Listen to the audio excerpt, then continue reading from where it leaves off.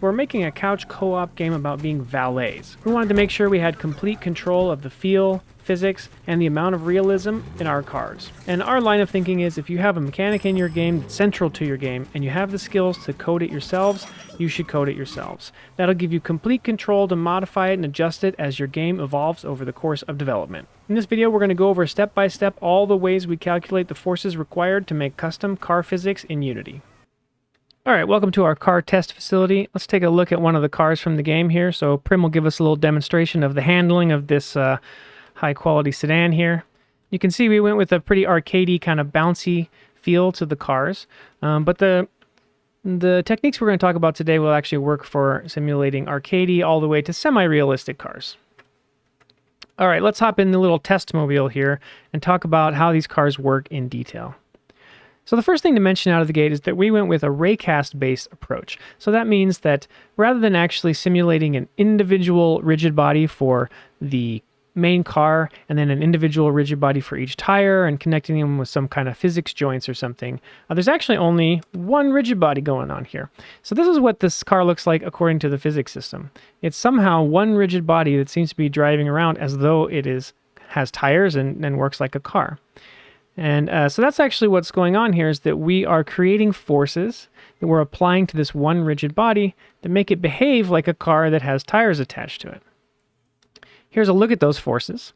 You can see that there's 4 of them. So basically at the location of each tire, we're using raycast to find the ground underneath us, and then working out things like suspension and friction forces, and applying them to the main rigid body of the car at the location of each tire. And then the net result of these 4 forces is a single rigid body that drives around like a car.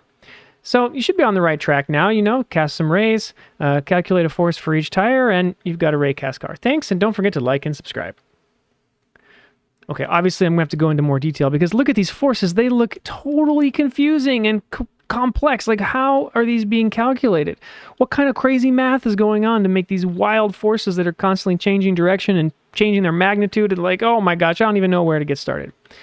Well, the good news is that while this looks really complicated, we can break this problem down and make it significantly simpler. And the first thing to realize is that the tires are basically like children of the car. And so what we did is we created 4 transforms that we attached to the car that represent sort of like the location of each wheel. If we look at one up close, we can see that actually we can think of a tire as actually having 3 individual forces that contribute to its effect on the car. And if I turn on a little visualization of these, we can see them independently. So here in the green direction, we have suspension. So if Prim bounces up and down on the car, we can see that the force in the green direction, that is the suspension, is sort of growing and shrinking depending on how much it needs to push to keep the car floating above the ground. And then in the blue direction, you have gas and brake. So you can see a force in the blue direction is the direction that the tire likes to roll in. And so here, if we push a force in the blue direction, we can speed up the car or we can slow down the car and apply brakes. And then finally, you have that red direction, which represents steering or sort of slipping. So if the tire was moving in the red direction, that would be bad, right? Tires don't like to slip. So what we end up doing is calculating a force in the red direction that reduces slipping and says, I don't like to be moving in this direction. Stop any movement in this direction. I like to move in the blue direction, but not in the red direction. And we can think about these things separately. So actually, each tire on this car is actually just 3 numbers that we need to calculate. We need to calculate a number for the green force that says, what's the suspension doing? We need to calculate a number for the blue force that says, what are we doing for rolling and accelerating and braking? And we need to calculate a number for the red direction that says, how do we make sure we're not slipping and we're actually steering and rolling in the direction we want? And so that's what we're going to spend the rest of this video doing, is actually breaking down this problem into just 3 separate numbers that we calculate independently. And once you calculate that, you get the sum of all those forces, and that is the result for each tire. Okay, let's start with the green force we were talking about before, which is the suspension force, which is basically there's a spring attached to the tires that is holding the car up off the ground. And of course, we're talking about a spring here, so we're going to need to calculate a spring force. Now, the first thing to realize about a spring is that a spring has a rest distance. It has a length that it likes to be.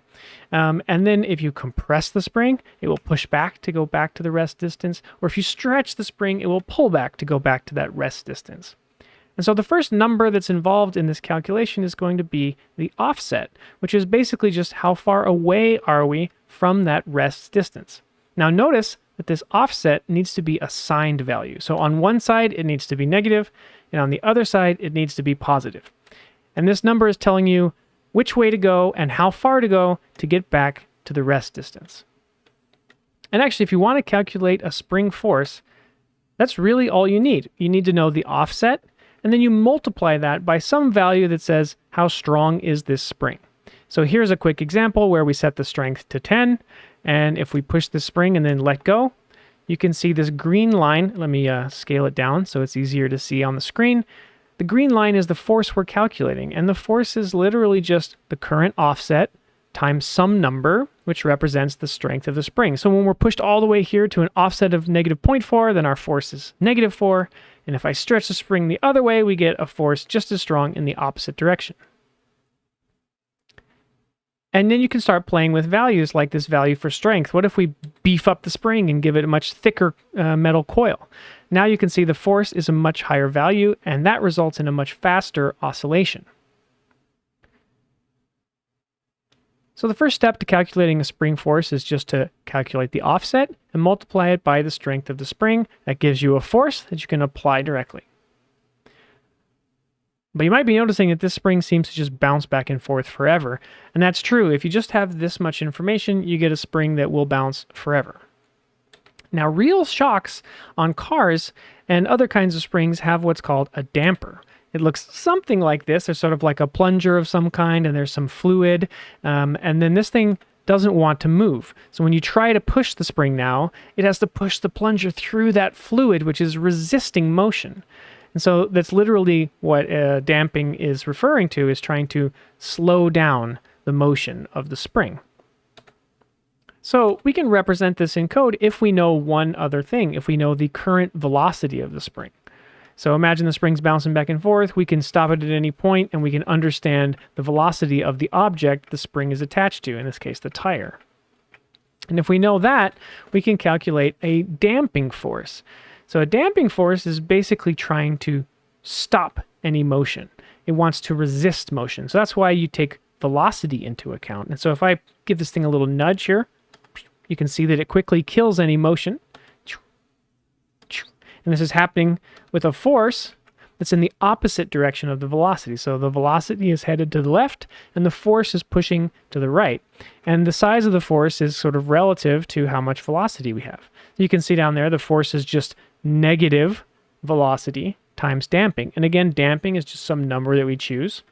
In this case, you can think of damping as kind of representing how thick is the fluid that's inside that damper there. Thicker the fluid, the more it's going to resist motion.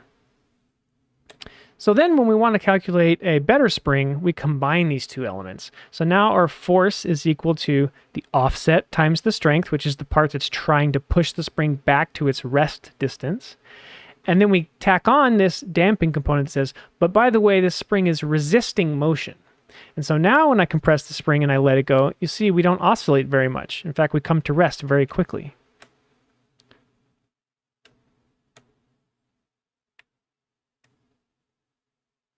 So it starts to get a little complicated to look at all these arrows and kind of like really understand what's happening. But if I slow down a little bit, you can see that at the beginning here, when the spring was squished and we let go, that we have our offset is pretty big, and that times the strength is giving us a lot of force, saying go to the left. And right now our velocity is pretty small, so it's not doing much. But as we speed up here and we head towards the home position, look at that, our green force actually flipped directions. And despite the fact that the spring still needs to go to the left to reach its rest position, our ultimate force right now is pushing in the other way. It's trying to slow this thing down. Slow down, slow down, slow down. So that's the damping force counteracting the regular spring component to keep this thing from oscillating over and over again. And what's great about this is once you've got this formula, it's just 4 numbers, offset times strength minus velocity times damping. Two of these numbers are numbers you just decide, the strength and the damping. And you get very different behaviors depending on what you set these numbers to. Here's an example of a spring with a strength of 100 and a damping of 1. So this thing is going to bounce back and forth a lot because the damping is very small. It has a small effect on the system. This would be like a spring with a really thick coil of metal and maybe just air inside the plunger. Now, what if we change this and we say the damping is 30? We took the air out of the plunger and we just poured a bunch of honey in there. And so now this spring really is not going to want to move. So even if I compress it down and let it go with the same strength coil, it has to try really hard to push that spring because it's really resisting any kind of motion. And maybe somewhere in the middle, let's take out that honey and put oil inside. And now you get something that doesn't resist it too much, lets it get right back to the rest position, but it doesn't overshoot very much. And so these are two numbers that you can then tune to get a spring to behave exactly how you'd like. Now, one thing to keep in mind is that these numbers are relative to the mass involved. So imagine you had a really weak spring and you put it on a car, the car would just slam down to the ground because it was so heavy. Similarly here, depending on the mass of the objects that you're trying to affect with this spring, you might have to make the strength and the dampening bigger or smaller depending on the mass involved. So here we have again our final formula for a spring force, and this is what is called a dampened spring force because it has the damper involved. But basically it's just four numbers. You got to work out the offset, how far away are we from our rest distance, multiply that with the strength of the spring, and then subtract the velocity of the thing the spring is attached to, in the direction of the spring by the way, times the damping, and then you get a spring force. So this is all we need to calculate that green force on our car.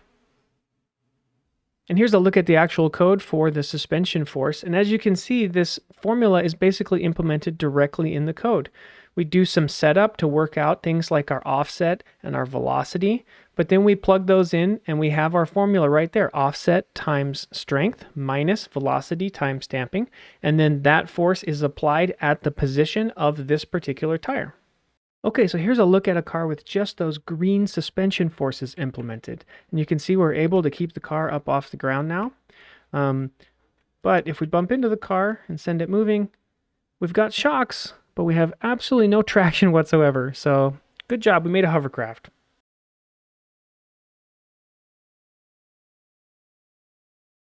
Okay, so as the car's driving along here, what we can do is we can zoom in on each individual tire and get the velocity of that individual tire, which is just the velocity of that point on the car's rigid body. And then we can break this up into our blue and our red directions. So the blue direction, of course, is the direction the tire likes to roll, and the red direction is the direction the tire doesn't like to slide. And so we can take the current velocity for each tire, which in this case is this orange arrow, and we can use a dot product to break it up into two separate components. The component that's going in the rolling direction, the blue direction, and the component that is in the sliding direction.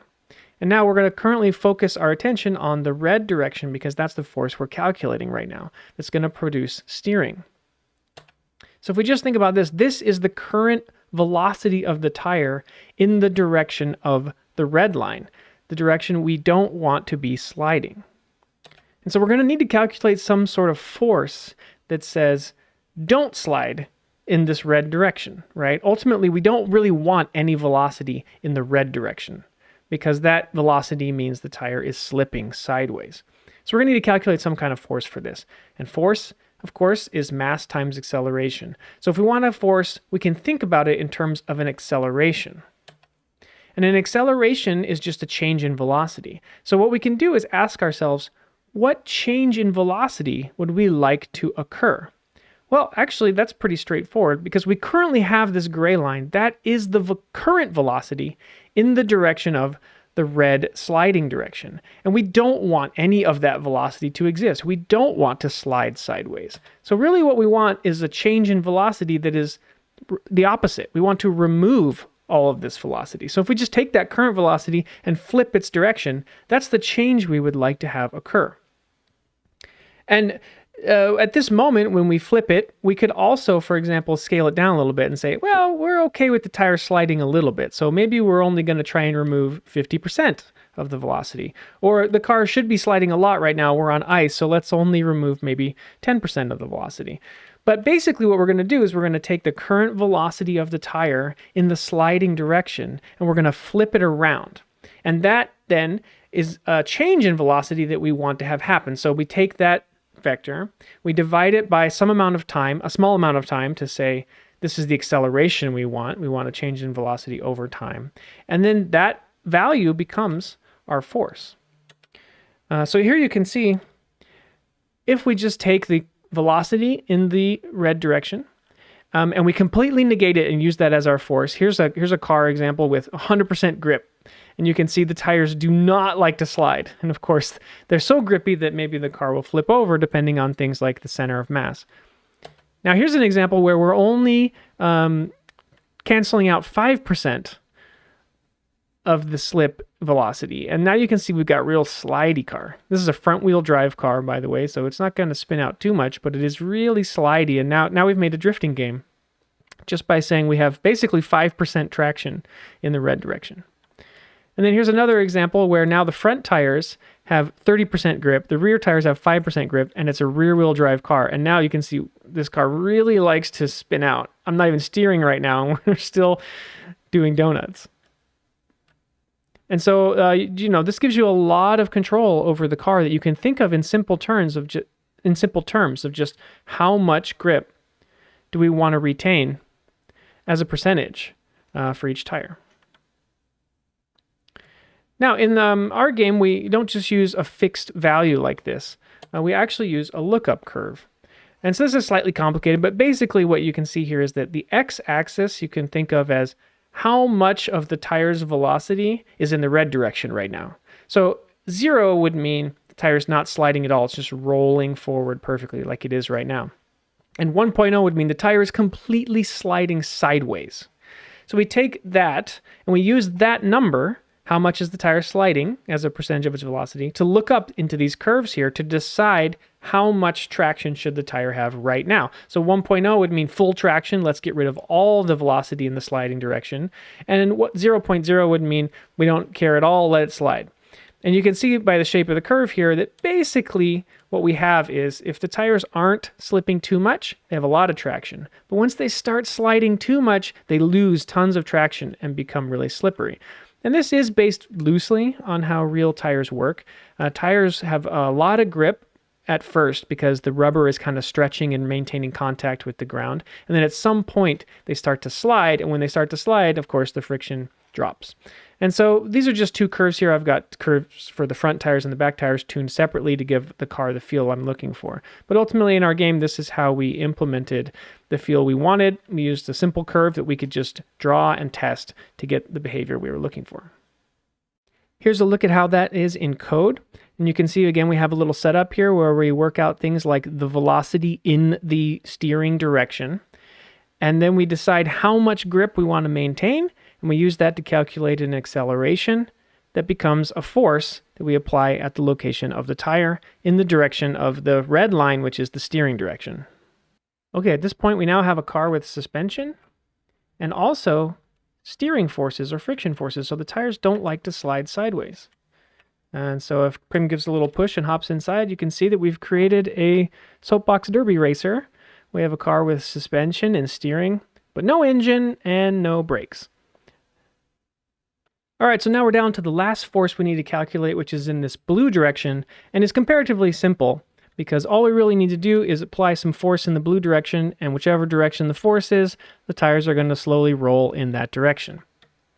So all I really need to work out is what kind of forces to apply to do things like accelerate and brake the car. A simple approach for acceleration would be when the player is pressing the accelerator, we just apply a constant force in the blue direction. Let's say 100. Go. 100, 100, 100, 100. Right. Constant force equals constant acceleration. And so the car is just going to kind of speed up forever. So we need something slightly more sophisticated, and in our game we went with this simple animation curve that kind of represents the power or the torque of the car's virtual engine. And basically what you can see here is the amount of torque, or sort of forward force in this blue direction, is based on this lookup curve. And the curve is basically saying how fast is the car going right now. If the car's at a standstill, then we get 50% of our total power of our engine. And when the car is kind of going at like mid speed here, we have access to full torque. And then as we approach our top speed, the torque drops down. And so the horizontal axis here is just how fast is the car going compared to its top speed. And top speed is just a number that we select, right? So let's say the top speed of this car is 10 units per second. Then right now it's going at 10 units per second, so we have no access to the torque. But now we're going 0 units per second, so we have access to 50% of our torque.